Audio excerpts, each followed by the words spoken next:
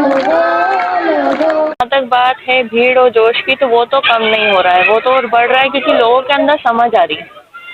जो एजुकेटेड लोग यहाँ पर आ रहे हैं और स्पीकर्स यहाँ पर आ रहे हैं, उनकी बातों को लोग समझ रहे हो, ये हमारे लिए बहुत बड़ी चीज़ है कि लोग जब तक समझ जाएंगे तो ऑटोमेटिकली ये चीज़ खत्म होने लगेगी। जैसे कि आप समझ रहे हैं, अपने बयान बदलना, अपनी चीज़ों पे खड़े ना रहना, समझ रहे हैं अब मैं किसकी बात कर रही हूँ, बार बार अपने बयानों को बदलना, तो ये जो चीज़ हो रही है, मतलब ये है कि उनके दिल में इस बात का कुछ तो बात है, कुछ डर है कि हाँ, अगर ये लोग यूनाइट हो गए, यूनिटी जहाँ पर बोलती है, अगर ये लोग यूनाइट हो गए मतलब कि कुछ उन पर असर हो रहा है, और ये बहुत अच्छी चीज़ है।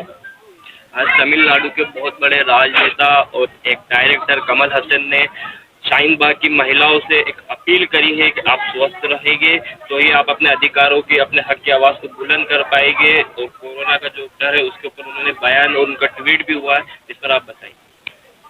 अभी बेसिकली इतने क्राइसिस हो चुके हैं, आप लोग सब जानते हैं कि दिल्ली में जो हुआ ये सब, उसके बाद भी वो लोग डरे नहीं, तो बीमारी क्या चीज़ है। यहाँ पर सब अल्लाह के भरोसे आ रहे हैं और उसी के भरोसे आते जाएंगे। हमारे प्रोटेस्ट अल्लाह के भरोसे चल रहा है, उसी भरोसे चलेगा।